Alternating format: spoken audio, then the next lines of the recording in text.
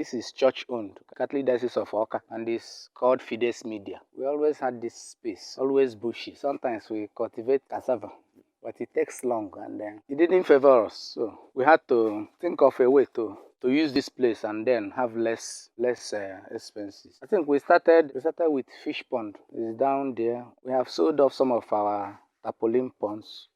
You can see one here. We are using this one now to store some of the sawdust we use in the poultry. You can see one here.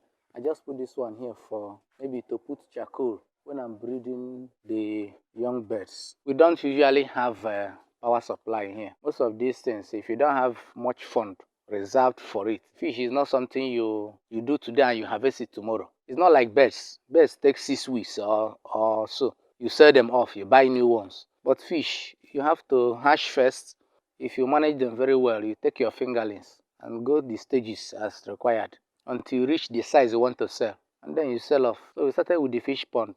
Now I thought of the ways to utilize the waste from the pond, because I noticed that the water from the fish pond has much manure. So that was how I started putting up the plantains and the bananas here. So we started putting them one by one. First of all, we started putting them where the channel of the water from the fish pond goes, and gradually we now decided, instead of putting cassava here every year, so gradually I thought of the banana and plantain. But before the banana and plantain, I tried cucumber. So we had to put cucumbers here until last year. From that 2019, we had IT students from either Nnamdi Azikiwe University or Odumegwu Ojukwu. They come here for IT. So those from food science and technology, just that agricultural related courses. So sometimes they come with their presence. We're able to, maybe I'll teach them how to hatch fish, do spawning. We have 2 hatching ponds there. These were the initial ponds we had. This is an uncompleted building, so we converted them to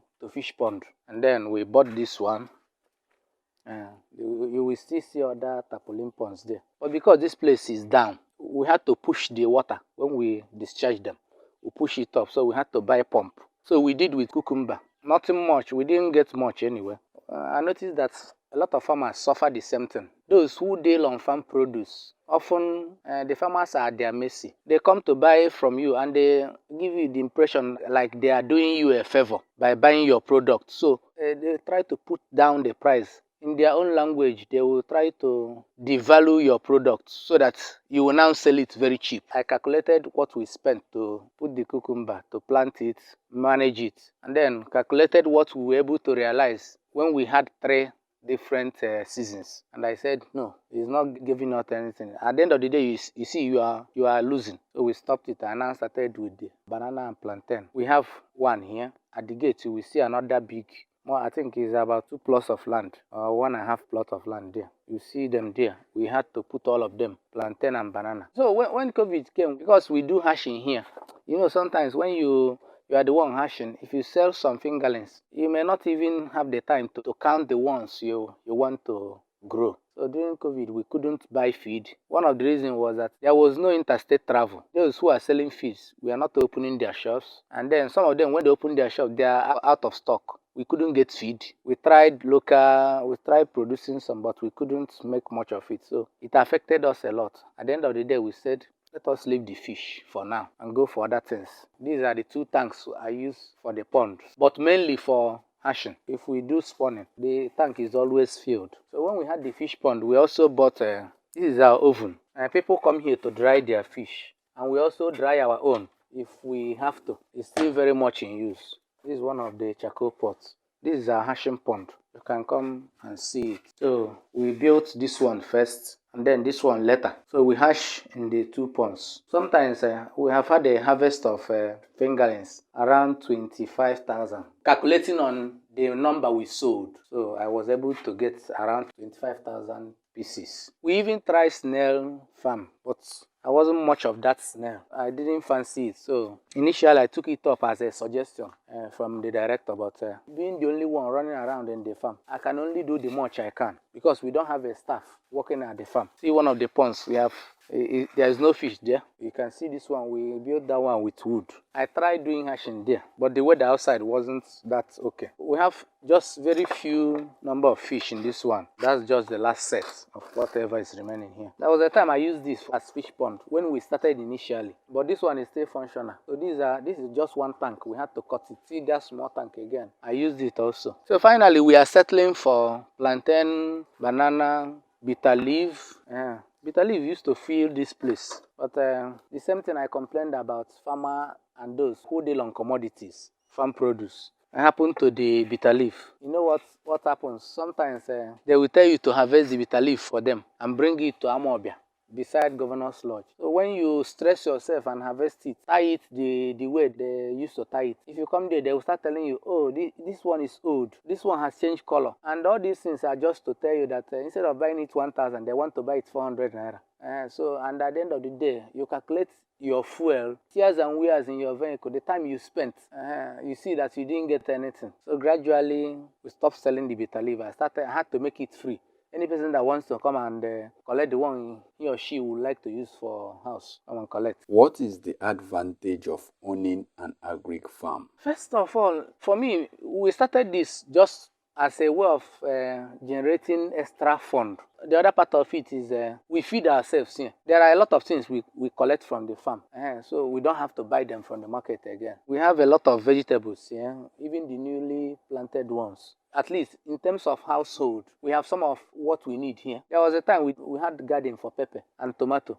These are, like I said, one person running around in the whole farm cannot do that much. It's not like I'm here full time. I have other work. I have my office. Anyone that works for me at the moment, I go with it. The only thing that has sustained and has been generating money for the past 3 years has been the banana and plantain, because you don't need much work.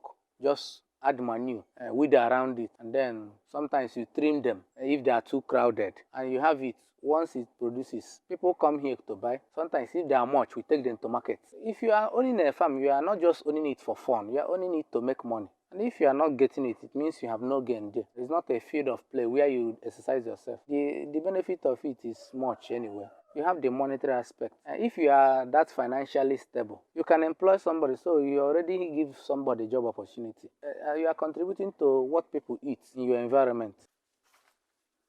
There is always one person watching this video. If you are to advise that one person watching this video about agricultural farming in Africa, what will your message be? All things being equal, if the person has all the facility he needs, like has land where he or she wants to do the farming, and has some capital to start with, because the challenge is to start up first. If you have those things in place, my advice is for you to go for something you can handle. If you start small, you can grow. Maybe with that small one you started, you discover that you may not have the capacity to handle this. I tested a lot of them. I tried cucumber, tried bitter leaf, tried fish pond, tried snail, and finally I decided to settle for whatever you are seeing here, the pawpaw, the plantain, the banana. And then the poultry, the poultry is just a year and something old. We just put about 100 birds there. So whoever wants to go into agriculture should go for something you can manage, both financially and in terms of capacity. You may not always get somebody to manage the farm. Sometimes you may get and you are opening business for that person, while you yourself, you are not gaining anything. Because if you don't know how the thing is run, many people don't want to work for anybody. They just want to make their money. So even if you employ them and you give them the impression that you don't know what you are doing, they will use many languages to pull you down.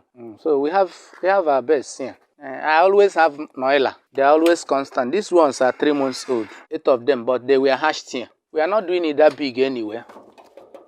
Maybe until we perfect it. These are just, this is a week old. Today is Tuesday. I brought them last Tuesday. There are 100 here. 100 broiler. What's in species again is, I think they call it Zatek. We have other birds in the cage, but they are Noella. The unique thing about our poultry here is that I am doing my own style of organic poultry. You can come, let me show you some of the things I have here. I removed something here before.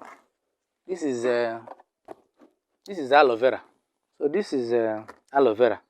It's one of the constant items I use to grow the birds. I tried the organic poultry last. I had about 70 birds in July, and I sold them off at the end of August. So I took time to study a lot of them. You see moringa here. There are many of them here. And the bitter leaf is here. I have a scent leaf. I have my pawpaw leaf. These are things I use for the poultry.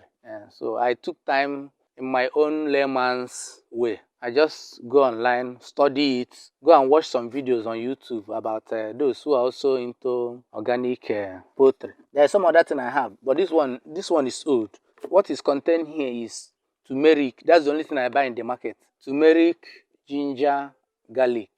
I will dry them, then ground them. I can either add it a little to their feed, or I'll add it in their drinker. And when I tried the first time, I didn't use any vaccine. No Lasota, no Gumboro. I didn't buy any. So I just gave them from day one, my aloe vera, my bitter leaf. I was just interchanging them. Sometimes I'll give them options. So they'll have some drinkers with aloe vera. So they'll have some with ginger and garlic. And none died of sickness. The only 2 that died, or 3 that died, were the first 3 days. Some will die out of weakness from the travel. So, and they all grew very well, and they grew with size. And it is that some of these natural herbs act as growth boosters. So I use it, and I saved my own expenses from buying all these drugs. I'm not advising against the drugs. I try to grow whatever I'm eating the way I would like to eat it. I would not like to eat meat that is full of chemical substance in terms of these synthetic drugs. So I go for natural. I may not know how the quantity I'm supposed to use. This is the second time I'm doing it now. I've not given them anything. The only thing I bought